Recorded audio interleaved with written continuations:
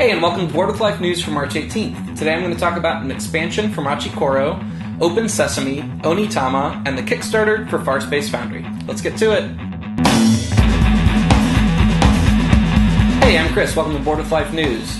We have news for a second expansion coming for Koro called Millionaires Row. Koro is the popular city-building card and dice game. We actually have a Let's Play of it if you want to check that out, if you're unfamiliar with it. It's very popular. This expansion is going to include 13 new establishments and have a bunch of extra bits. It's going to have like 80 cards and a whole bunch of new things. You know how expansions go. They're going to throw it all in. It's, of course, compatible with the base game as well as the Harbor expansion, the first expansion that's come out for that game. IDW Games announced Open Sesame, which is a new card game coming out from Antoine Bauza, who has made all sorts of great games that we love, Takenoko, Tokaido, Seven Wonders, whole slew of games. And this is going to be a quick press your luck and memorization game where players alternate taking on the role of Alibaba, trying to go in and steal a bunch of things, and the 40 thieves, who I guess need to memorize exactly what Alibaba has stolen. Memory games are interesting. There's not a whole lot of memory games and a lot of games that utilize that mechanic once you kind of get out of like children's games. And while I think it can have interesting uses, this game just doesn't sound that interesting to me, given I don't know much about it at all other than the very initial pitch, and Antoine Bauza regularly makes very good games that are surprising, but honestly, this game, I don't know. But yeah, you may disagree. Oniisama is the third game in the Dice Tower Essentials lines coming out from Arcane Wonder. This is a two-player Japanese abstract game that looks similar to chess in a lot of ways, but has some interesting new twists. Each player has 5 pawns on a 5x5 board, and you win by either capturing their main pawn, which they literally described on the Board Game Geek page, I think, as the main pawn or something. It doesn't have a name. Or getting your main pawn to the opposite side of the board. You do this by moving each pawn, similar to chess, but instead of each individual pawn having specific moves, for example, the bishop can move diagonally, whereas a pawn can only move one space forward, you have cards that dictate moves, so you can use them on any pawn.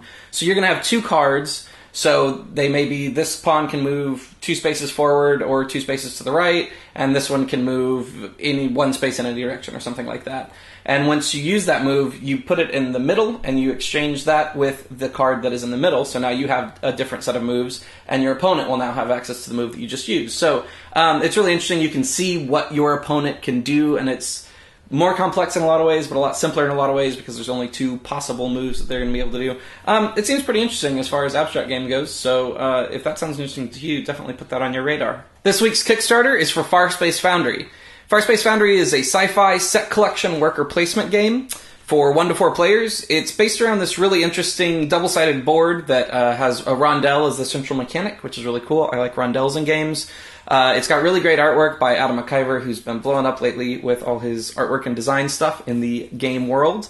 It is $39 right now on Kickstarter, and if that sounds interesting to you, you should go back it. All right, that's the news for this week. Thanks so much for tuning in. Make sure you follow us on Twitter, subscribe on YouTube, like us on Facebook. Do the thing that lets us yell at you via the internet on your computer box, and we'll be happy.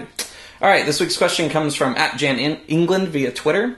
And they ask, how often do games get culled from your collection? What do you do with them? I pretty regularly rotate games through my collection, probably once a month or so. I'll kind of switch some stuff out. I tried really hard for a while to make sure that I stuck to one shelf, where this is like a floor-to-ceiling shelf of board games, and I decided that that was plenty of board games for a person to own. But I kind of expanded out to other shelves now. And I think that's a good idea. I kind of want to try to keep it down to one shelf. It's just so hard. But that's a good way where I limit what I buy. And like when I buy a new game, I kind of have to get rid of an old game in order to put on the shelf. And I regularly do that through math trading via Board Game Geek, where you put a bunch of games in a math trade and the computer does magic algorithms and you get the games you want from that. And I also will sell them to, there's a really good bookstore where I live that has a good game selection, and they pay pretty decently for used board games, so I do that as well. That's it. Thanks so much for tuning in this week, and I will see you next week.